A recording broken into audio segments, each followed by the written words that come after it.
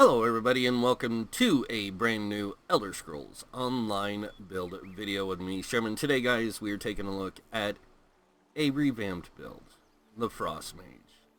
I did a lot of looking into different ways that I can improve the build, make it a little bit better than what it was before, and with a lot of the new changes that have come out for the game, I think I finally found it. So I hope you guys like it.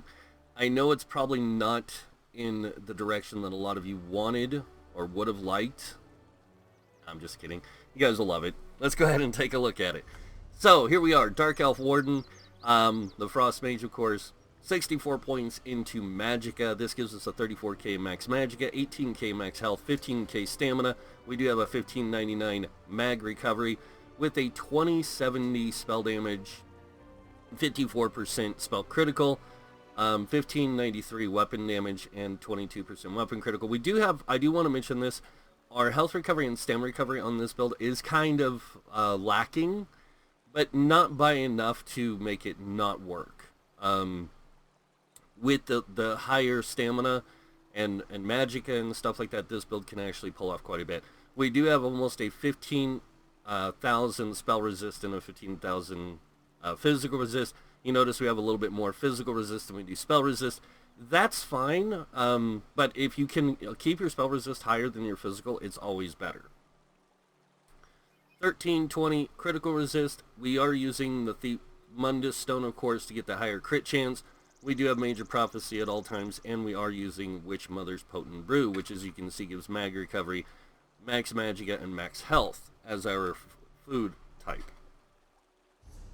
Moving on over here to this, these Alliance spell draughts and the Alliance stamina draughts are actually really, really good for PvE because they're basically like spell power pods, and you can get them in Cyrodiil for the Cyrodiil currency. Now, if you don't do a lot of PvP, or the PvP, the AP, if you don't do a lot of PvP, then I would suggest using the standard spell power pots, or the stamina power pots. So, like, for this one, spell power pots are going to be the better choice, of course, because it's a Magicka build.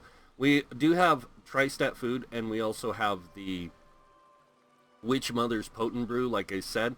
Either one of those foods is good for this build, so just letting you know that out the door. Alright. Now, go ahead and talk about gear sets. Starting with their first set, our monster set, we are running Ice Hearts. Ice Hearts is actually probably one of the best sets you can use as an Ice Mage, in my opinion, because one, it adds spell crit. Two, when you deal critical damage, you have a 20% chance to gain a damage shield that absorbs 5,800 damage for 6 seconds. And while the damage shield holds, you deal frost damage to all enemies within 5 meters of you every 1 second. This can occur every 6 seconds. So it's pretty much, if you have the damage going out, and with this thing's crit being 54%, it's up all the time. Like every 6 seconds it's going off. Our next set, and this is one that I've become kind of attached to because with testing and everything, I'm surprised at how well it works now. It did have some problems in the past, but it's working really good now, and that is Scathing Mage. So the 2-piece adds max Magicka, 3-piece spell crit, 4-piece spell crit, and the 5-piece. When you deal direct damage, you have a 20% chance to increase your spell damage by 516 for 5 seconds. This effect can occur once every 5 seconds. Again, with testing, this goes off all the time. It's almost as bad as the Ice Heart. So even with that 20% chance.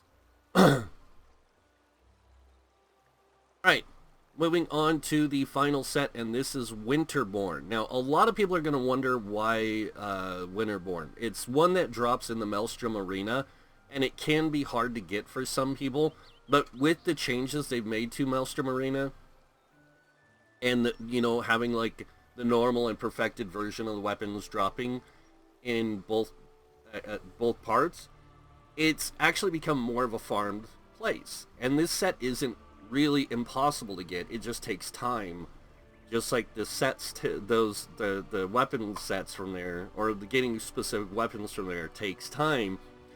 So the nice thing is that the 2-piece adds max magicka, 3-piece magic recovery, 4-piece spell damage, and then the 5-piece. When you deal frost damage, you summon an ice pillar that deals 10,212 frost damage to all enemies in a 3-meter radius. The ice pillar persists for 2 seconds, reducing the movement speed of all enemies within the radius by 50%, and this can happen every 6 seconds. And again, just like this, the buff you get from this and the shield you get from this and the frost damage it deals, non-stop. Like, it's going off all the time.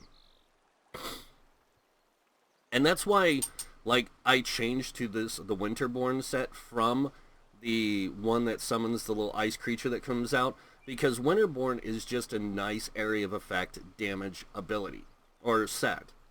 So it's good to have that extra, you know, damage persistence. So, alright.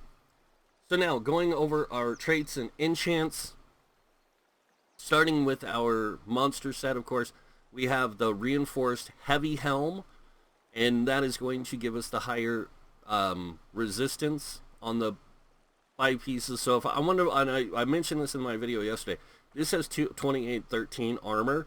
If you look at the chest piece, it has 1396. With it being reinforced, it actually only goes to, you would have to make this Nirnhone for it to even get close to this, and it still doesn't reach it. I think this only goes up to like 26 something, or not 26 something, 1600 and something, or 1800.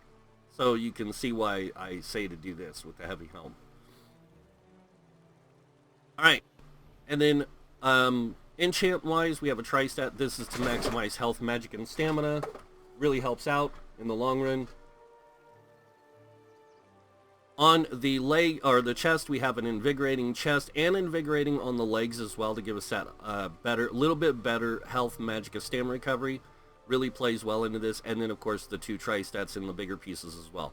On the smaller pieces, we are running 4 divines traits, and that's on the shoulders, gloves, belt, and boots, with the max magicka enchants to maximize our magicka pool. And the shoulder is medium, with with the 5 body being light. Moving on to the jewelry, we are running 2 tri-rune rings. Again, that maximize the health, magic, and stamina of our character, gives us a well-balanced character, along with getting the spell damage on those 2 there boosts our spell damage, which is always nice. And then, of course, on the last piece here, we have a Bloodthirsty with a mag recovery. This gives us a decent amount of magic recovery overall, with the magic recovery on the set, and then this 169 here, and then using the Witchmother's Potent Brew. Now, moving on to the weapons, we are using 2 ice staffs. So you're going to use an ice staff on both bars. The first one is going to be Nirnhone. I use a frost damage enchant. I like using that because you have a greater chance of proccing shield on the enemies, which, you know, gives them that new debuff, which increases the amount of damage they take. So really good. Minor vulnerability. And then on the back, but that Nirnhone's really good because it does increase your spell damage. So, and then on the back bar we have an infused staff with a spell weapon and spell damage. All right, and that is it for this. Now we're gonna go ahead and move on to our skills. Let me flip bars here. And this is completely different setup from what I used to run on my Frost Mage. Almost. This is more dedicated to doing ice damage. It's more focused on it. So, starting with our first ability on our bar, I will go through all the class passives and active abilities, but I want to do it after. I realized that mistake yesterday. So starting with the first ability we have on our bar, we have Crushing Shock. This is a nice ability. It does do Flame Frost Shock damage, but you kind of need a spammable in order for this build to do really good. So this is going to be your primary spammable, on dealing damage. The other thing that's nice about it is it interrupts. Anyone who's casting an ability will be interrupted, set off balance, and stunned for 3 seconds, so that really helps. And then we also have another spammable. Now you guys are going, why 2 spammables? It's primarily because of the way this build works. You want to dish out as much damage as you can in either area of effect or at ranged. So the next one we're using is Frost Pulsar. Now this deals frost damage to nearby enemies, affecting them with minor mangle, reducing their health, max health by 10% for 10 seconds, and applying minor protection to your nearby group members for 6 seconds, reducing their damage taken by 5%.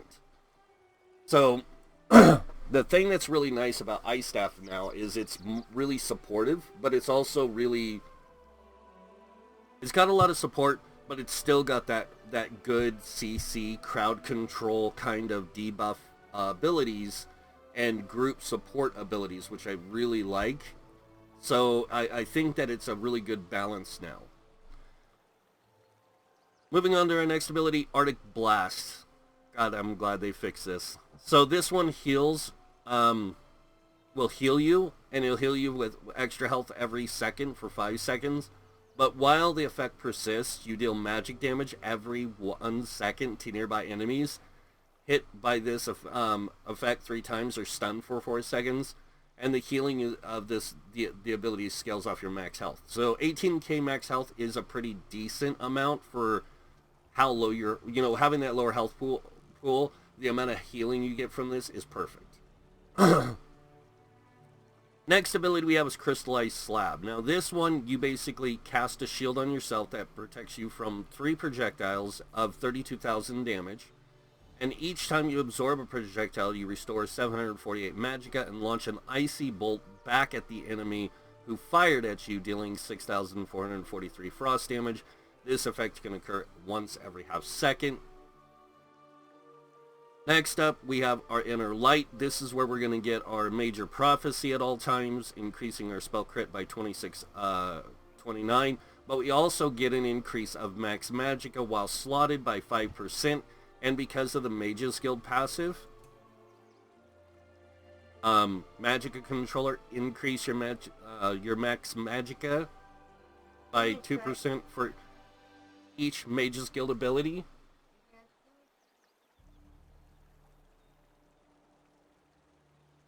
And then we have our Permafrost, which deals AoE damage every second for 12 seconds to enemies around you and reducing the movement speed by 70%. And applying shield status effect. You and nearby allies gain major protection, reducing your damage taken by 10%. So not only do you get the minor protection, you also can get major protection. So that's a 15% damage reduction, which is really nice. And why I said this build is a lot different than what it was before. Moving on to the next bar, starting with our first ability, we have Frost Reach. Now Frost Reach, a lot of people are going to say, why on the back bar? Treat it as a damage over time effect, because that's what it does. So this one, you devastate an enemy with an enhanced charge from your staff, dealing frost damage and additional frost damage over 10 seconds.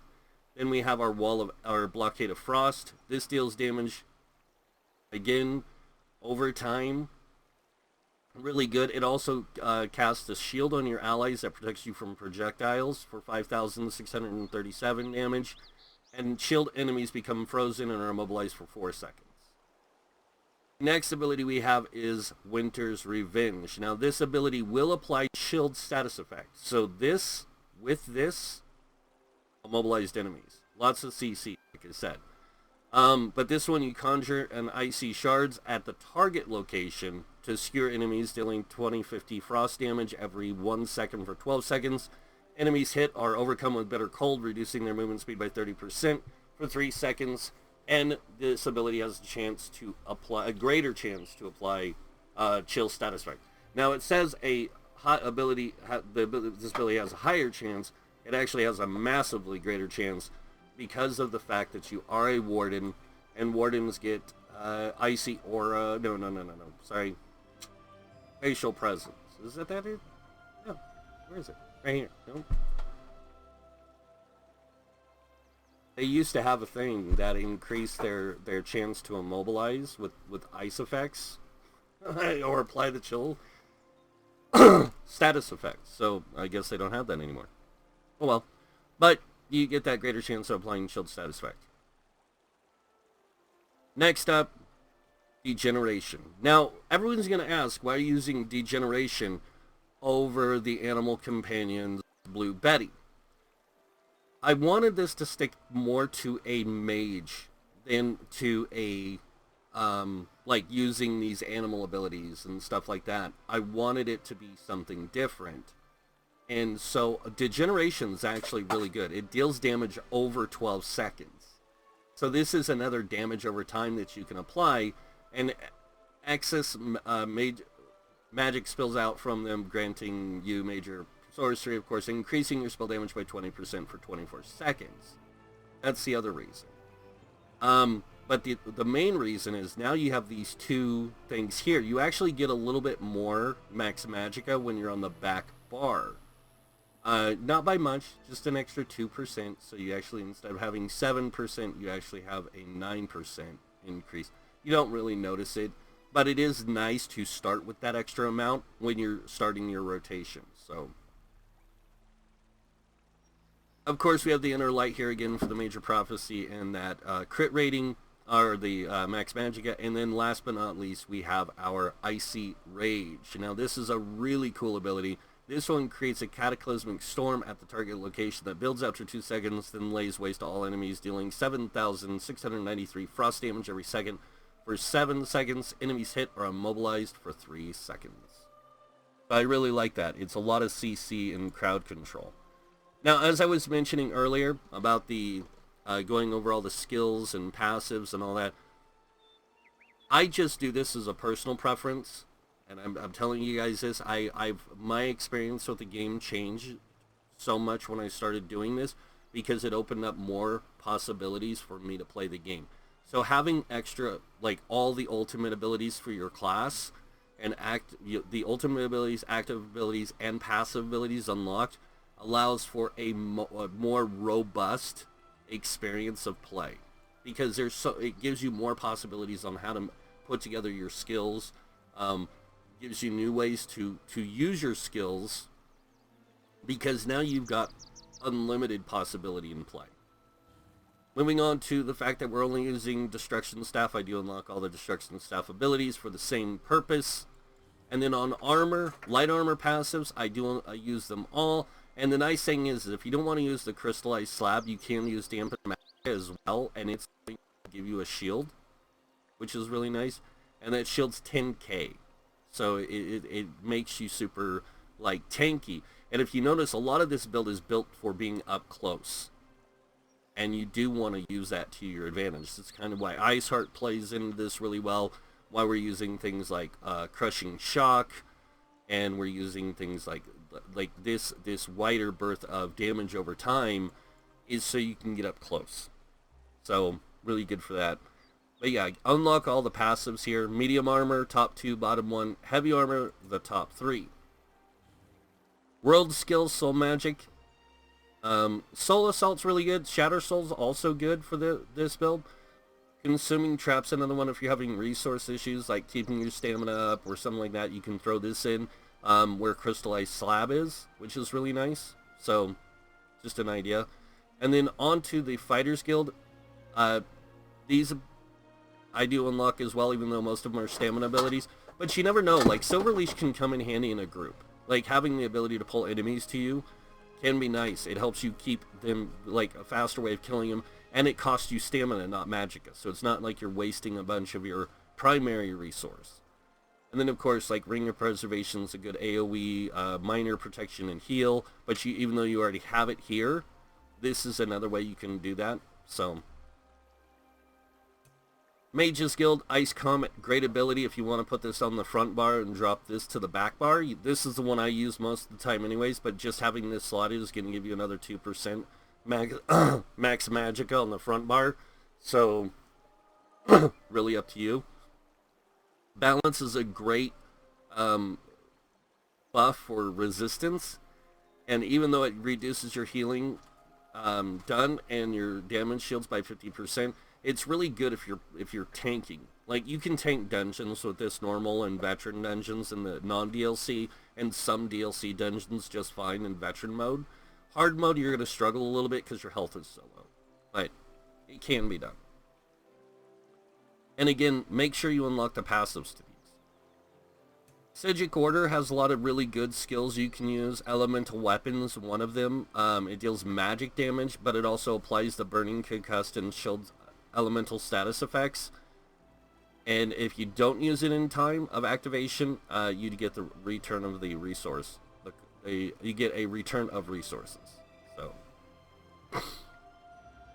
Channelization is a great way to get minor force. Also, like, there's a lot of different ways you can set up this build to make it a little bit more than what it is.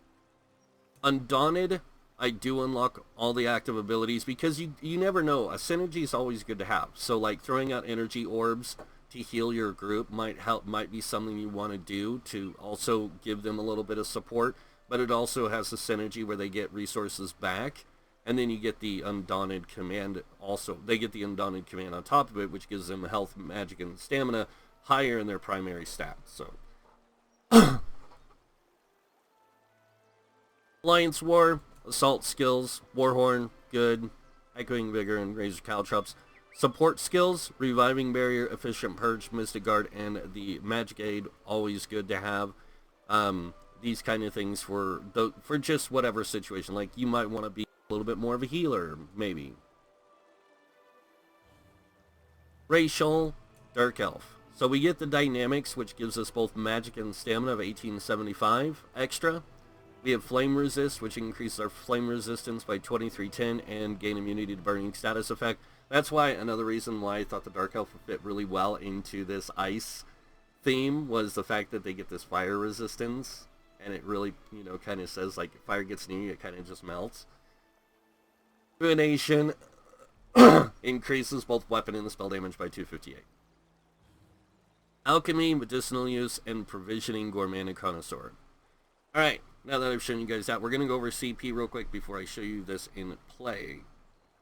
So, going over our CP, starting with the red tree, 56 in the Ironclad. This reduces damage taken from direct damage attacks by 20%.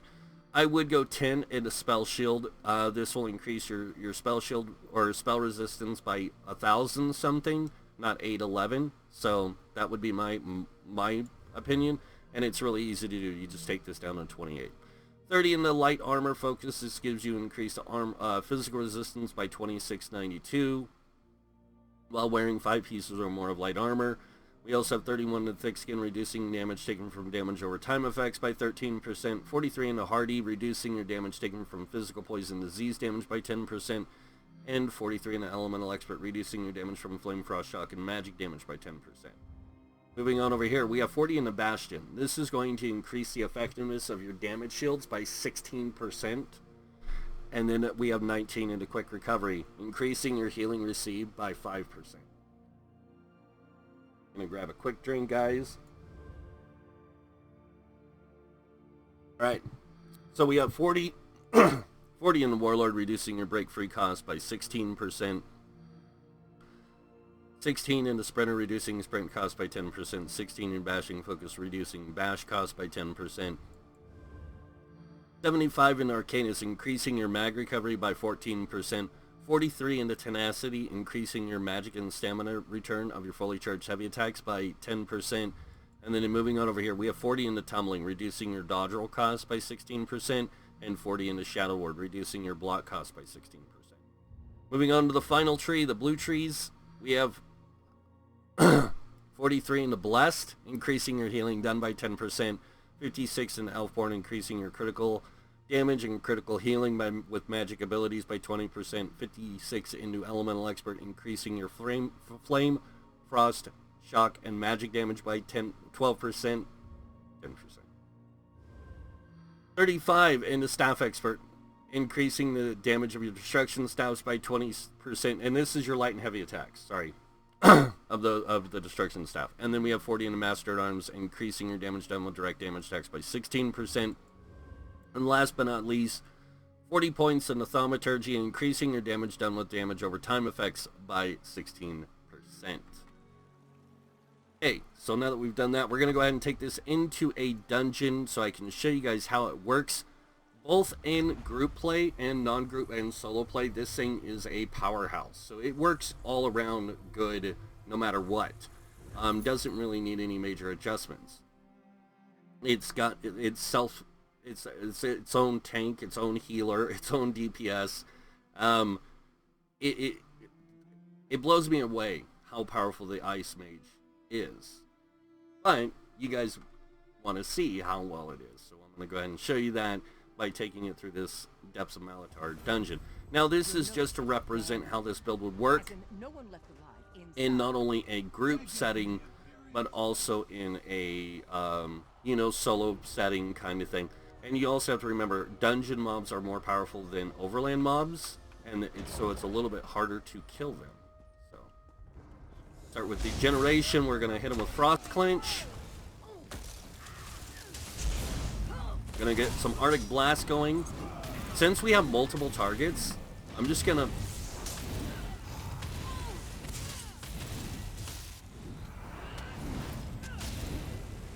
heavy attack just on that back. Up potion, get my resources up. And you notice how I switch between single target and AoE? And that was mainly to keep that going, so.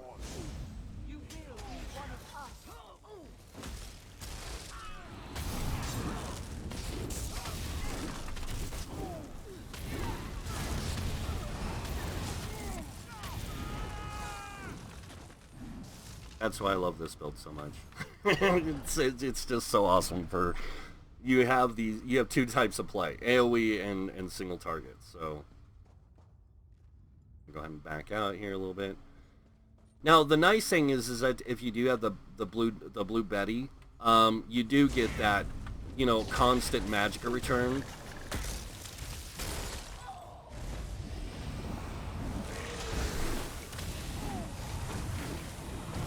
You're gonna notice I keep that, I spam that Arctic Blast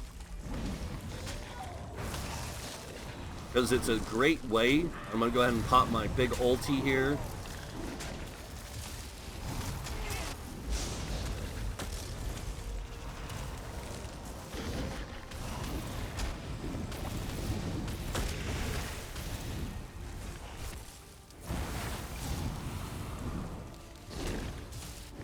And you can see I ran out of magic, but watch this real quick, because I want people to see this.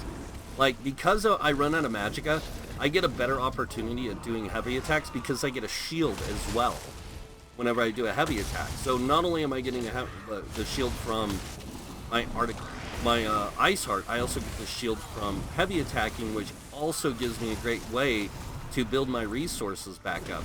And it doesn't make an Ice Mage useless. They're very powerful.